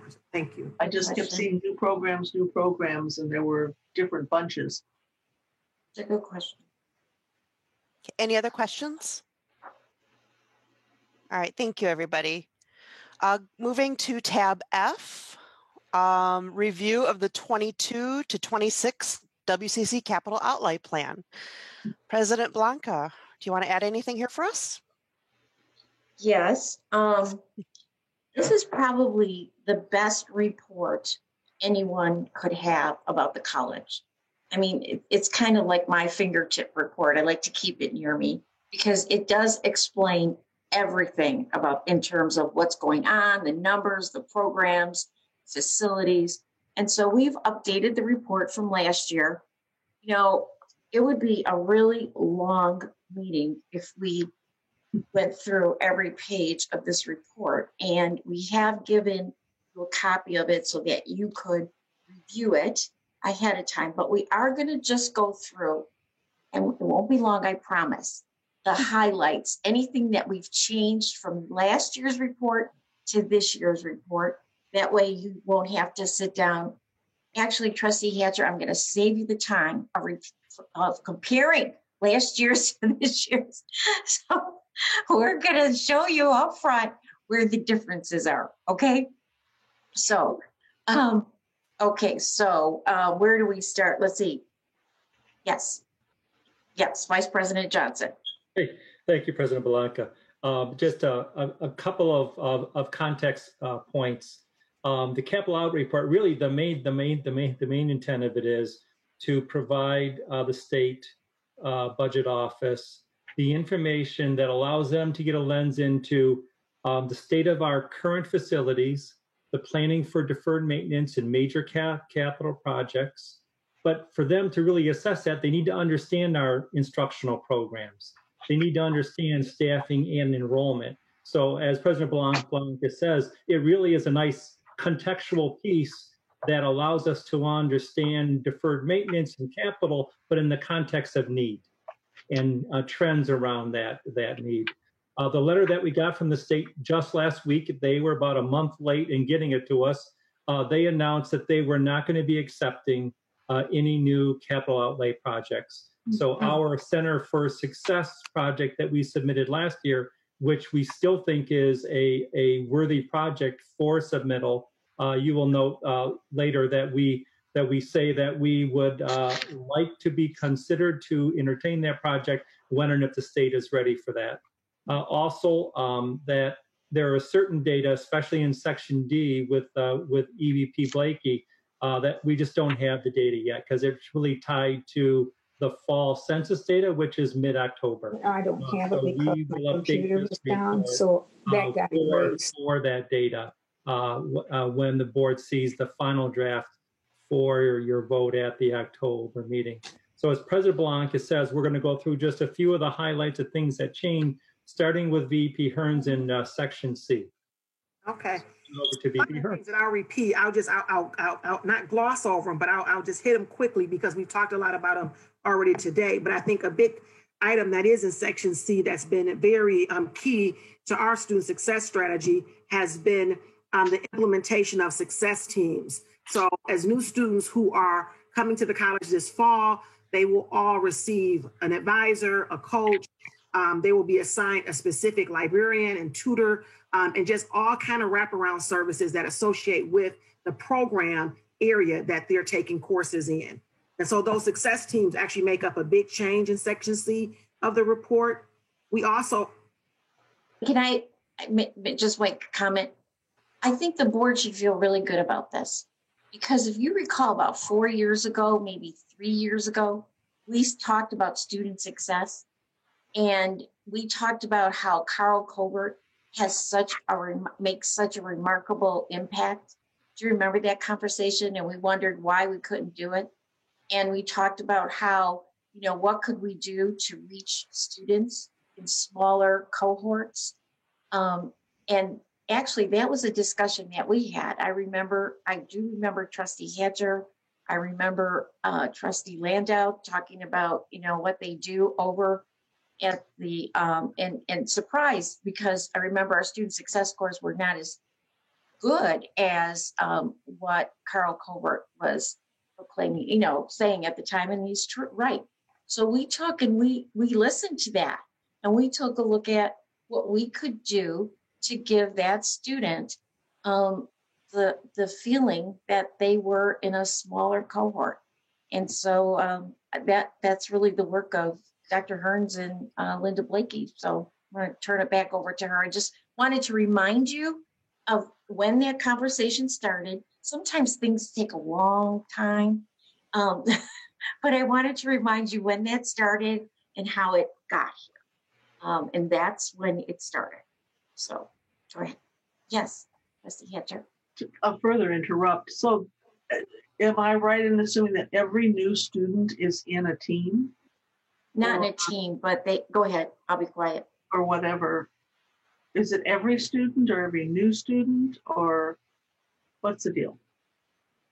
It's degree-seeking students. So whether they're continuing or new, they have a success team that is assigned to them.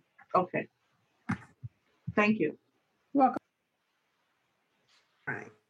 So although the college has always been stellar with our STEM programming, we really want to highlight in this capital outlay report just how we position the college as a STEM destination. The growth of our STEM Scholars Program, STEAM Week, and a lot of work that we're doing around STEM and STEAM to really position the college. We continue to focus on our healthcare programs. We highlight the medical assisting program, as well as the relationship that we have with IHA. And then, of course, the Center for Academic Excellence in Cybersecurity, highlighting the U.S. Department of Homeland Security, as well as the new associate degree program that we rolled out this past year. One thing that we've talked a little bit about tonight that's highlighted in the report, and I think is extremely important, is that because we had such a mature online development process and we had been teaching and working in online already, that mature development process and the fact that faculty had been already teaching online really provided a good foundation for us to push forward and really position the college during COVID-19. That maturity and that experience also allowed us to fast track 40 courses to our distance learning format that are happening right now this fall. So, we were not just putting courses online, we really took them through a development process, and they really depended upon the expertise of teachers who had been teaching online for some time. And then finally, another key point that's highlighted in Section C of the document is that 65% of our students note that they come to Washtenaw Community College with a plan to transfer. And so we've hired a transfer coordinator and done a lot of work around treating our transfer students with different communication, targeted information, working with our transfer club that VP Blakey mentioned earlier, so that our transfer students feel that there's a clear path for them to transfer, and that we're actually having and acquiring articulation agreements that are going to make sense for the needs that our students have. So that transfer piece has been a big piece that we added to this capital outlay report in highlighting our work in that area. Great. And then also if we could have VP Mueller address starting at the bottom of 7 for the board in other areas impacting the economic development area. Sure. Well, as the board knows, we're a leader nationally with our partnerships with the trade unions and their international reach.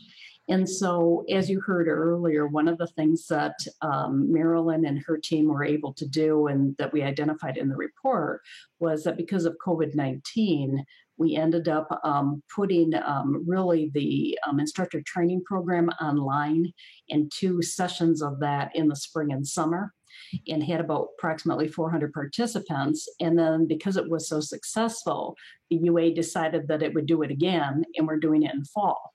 And I think that's something that they'll continue to do for those people that, are not able to attend ITP Week in future years.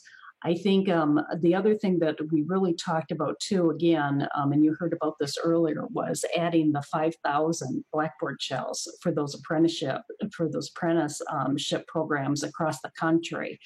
That has been a great opportunity for us, not just in terms of our partnership with the UA, but also our ability to help students to really understand how they can finish out the associate degree with the community college. Mm-hmm. So this has been a nice thing for us in terms of being able to assist with the UA and be able to actually have direct access with those apprentices. In addition to that, what I would say that is of course the best thing in my book that happened this year with regard to the millage and setting the college up financially for the next 10 years with millage coming in. We ended up, one of the things that we noted is we had a 78% passage of the millage, and we passed every single township in the county. Every single township. So certainly that was not my work. It was the work of a lot of people that contributed in terms of getting that millage bond passed or millage proposal passed. So yeah, we wanted to make sure that we identified that here. And then finally, we also added in Brandon Tucker as an AVP and his role with all the different organizations that he's involved with now in the area of workforce development. Great. We'll then move on to section D. I have some questions about C. Sorry about that.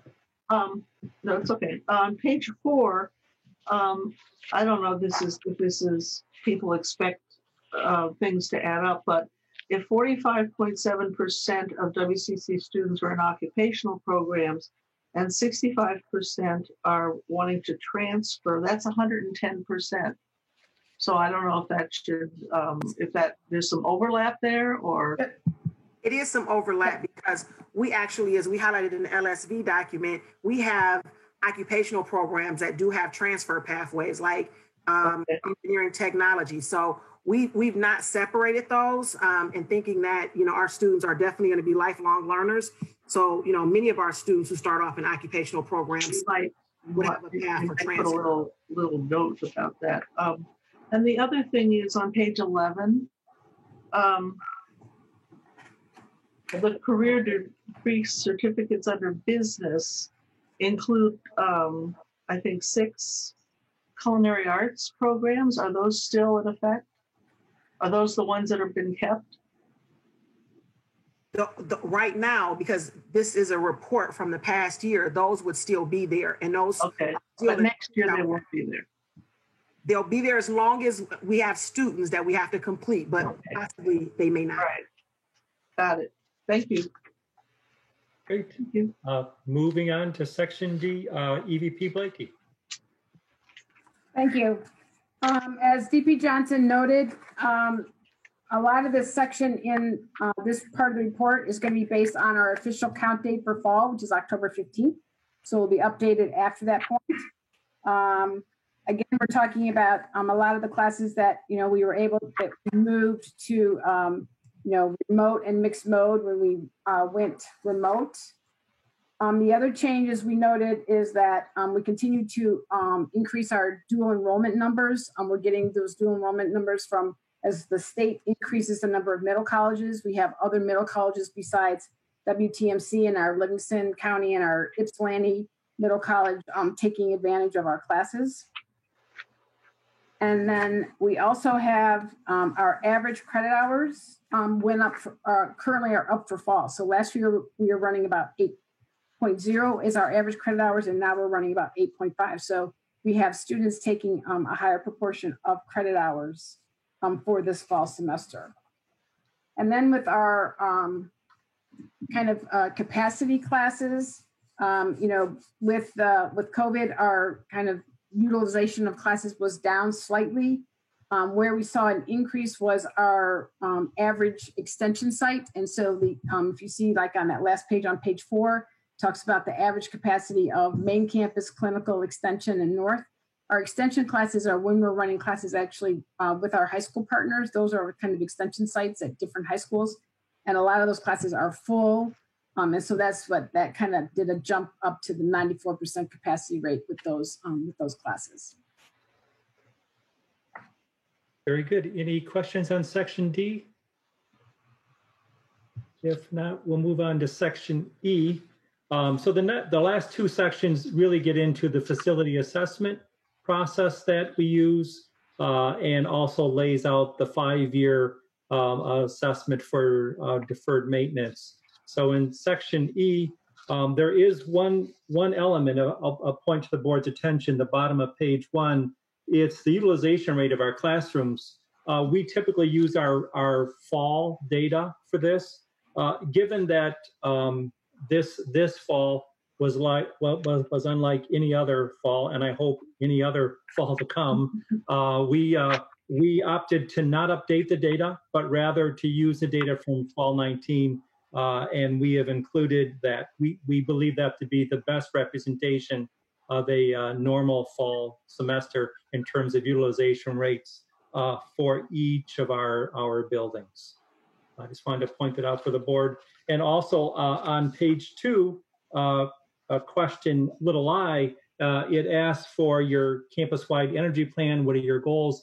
And we have updated that to state that our goals are that on average, that we will improve our energy consumption on average about 2% year over year. And certainly both our capital projects and our deferred maintenance plan are working towards those goals. The next section, still in section E, is the main body of the actual layout building by building, building system by building system, what the estimated and expected deferred maintenance given the life of each of the systems of each building and the historical maintenance that we've done on those. What is the expected maintenance that we should be doing and the estimated dollar amount. The state requires you use an outside resource to help with that assessment. We use a software firm that all they do is study buildings, whether it be higher education buildings or not, and they have the database to which you work with them, and you load every one of your buildings, and they actually come out and do an assessment of your buildings, and you load all that data in. It's called VFA, and so that's the outside resource that we use to comply with the state law, and really is the basis for this report.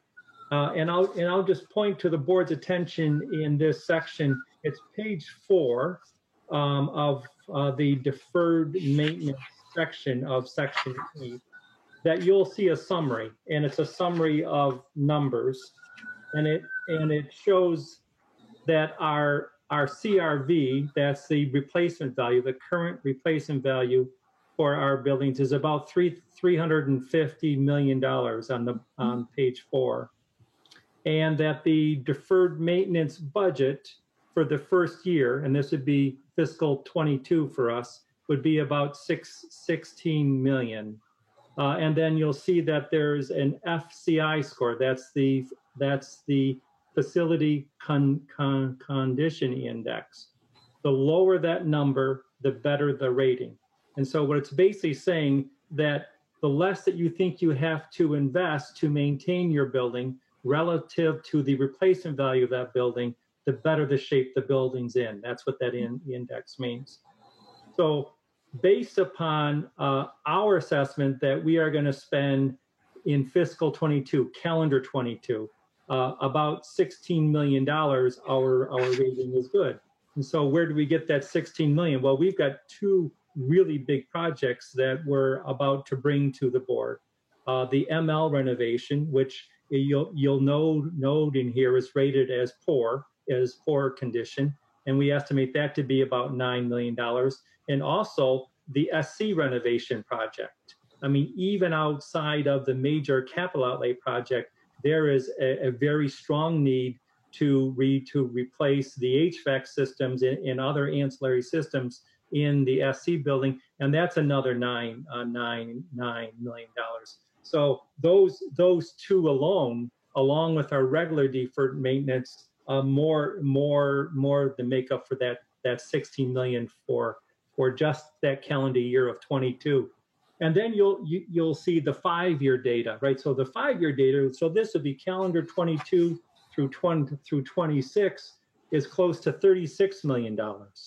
And that is what the VFA model is saying, given the life of our buildings and the systems of our buildings and how well we've maintained them, that we ought to be spending around $36 million. And that about adds up. If you think about us spending about $2.5 million a year on average in deferred maintenance, along with those two major projects that I mentioned, along with some parking lots that we're going to have to replace in the not too distant future, along with the maintenance building that we're going to have to replace. That gets you roughly into that 36 million range. So our five-year plan that we have talked with the board in the past very much aligns with what the VFA model would say that we should be spending in total.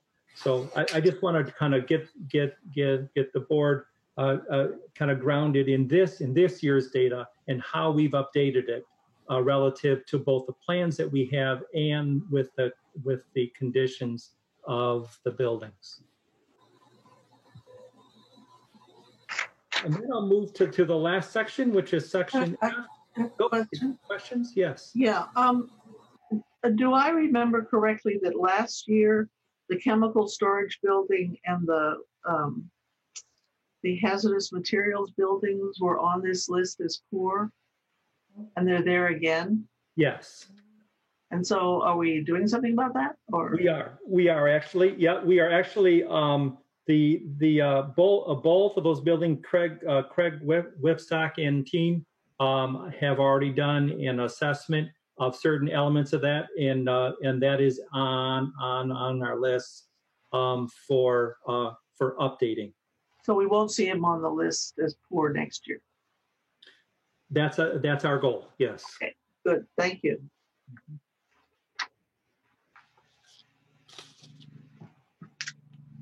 Okay.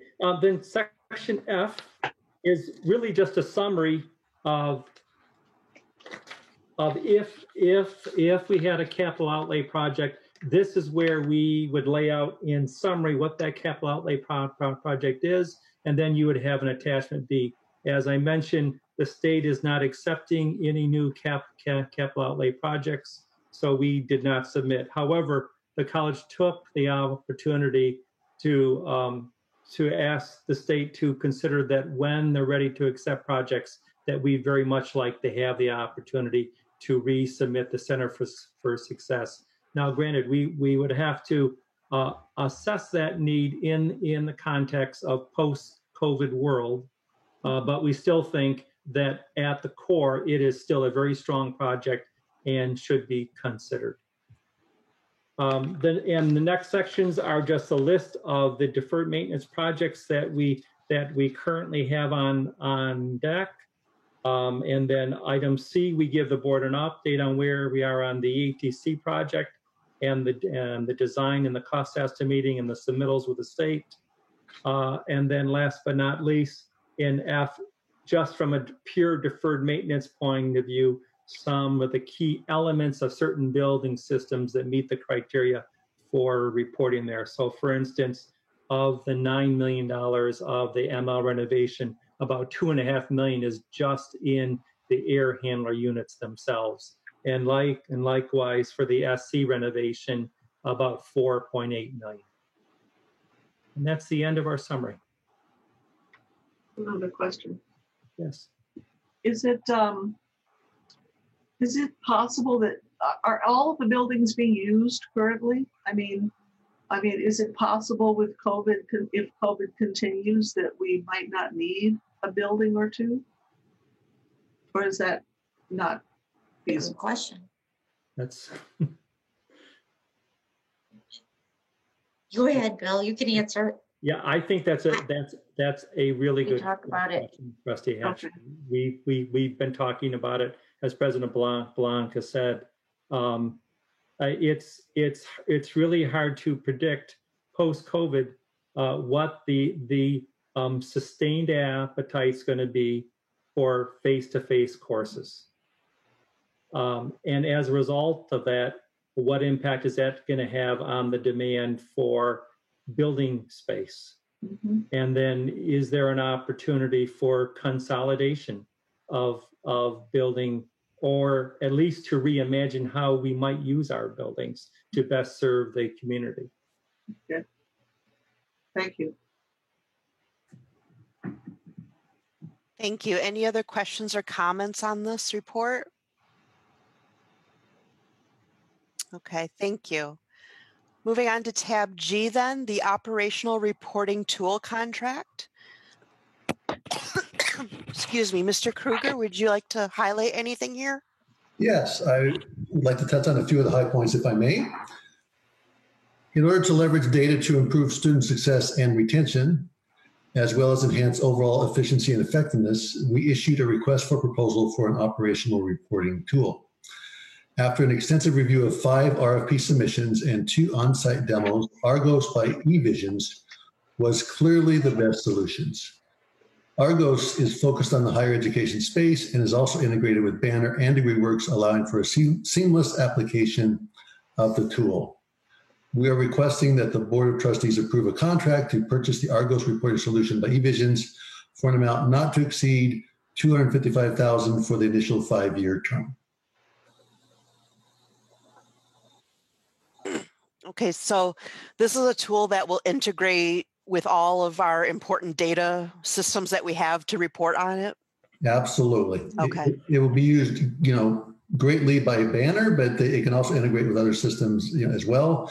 And one of the good benefits, this is a strategic partner of, Ellucian, so it integrates very well, saving a lot of integration time, that type of thing. So it's just, okay. It's a tool purpose built for the higher ed space, and it's the only tool purpose built for higher ed that we reviewed, and clearly was heads and shoulders above the other options. Okay. Any questions on this? Okay, thank you. Oh, I have a question. Oh, go ahead. Does Linda Blakey like it? Okay. Then okay, that's good enough. Yes. All right, thank you, everybody. Moving on to tab H, we're moving into our action items for the evening. First up, tab H, the recommendation is that the Washtenaw Community College Board of Trustees certifies that the college does meet the local strategic value best practice standards required for the state appropriations under Michigan SB 0927 of 2020. Do I hear a motion? I move that we approve it. Second. Thank you. Any discussion on this action? We just went over the local strategic value and report. Okay. Hearing none, Vanessa, please call the roll. Chair Fleming, Fleming, yes. Vice Chair Milliken, Milliken, yes. Treasurer Davis, Yes. Secretary DeVarty, DeVarty, yes. Trustee Hatcher, Hatcher, yes. Trustee Landau, Landau, yes. Trustee McKnight Morton. McKnight Morton, yes. Thank you. Next is tab I. The recommendation is that the Board of Trustees revise their 2020 schedule of monthly board meetings and begin the October 27th, 2020 meeting at 1 p.m. Do I hear a motion to approve? So moved. Second? I need a second. Second, and I have a question. Okay, go ahead and ask your question. So I'm guessing that the 1 p.m. will be virtual still. We haven't got word if we can have in-person meetings then? That's my understanding. Okay. I'll just make arrangements with my job. That's all. That's why I asked. Okay. Any other questions on the meeting time change or virtual or other? Okay. Vanessa, please call the roll. Chair Fleming, Fleming, yes. Vice Chair Milliken, Milliken, yes. Treasurer Davis, Yes. Secretary DeVarty, DeVarty, yes. Trustee Hatcher, Hatcher, yes. Trustee Landau, Landau, yes. Trustee McKnight Morton. McKnight Morton, yes. Thank you. Okay, adjournment. Do I hear a motion to adjourn the monthly meeting and move into closed session to discuss collective bargaining? I move during the meeting. Second. Okay. Any discussion on this? Vanessa, please call the roll. Chair Fleming, Fleming, yes. Vice Chair Milliken, Milliken, yes. Treasurer Davis, Davis, yes. Secretary DeVarty, DeVarty, yes. Trustee Hatcher, Hatcher, yes. Trustee Landau, Landau, yes. Trustee McKnight Morton. McKnight Morton, yes. Thank you, everybody.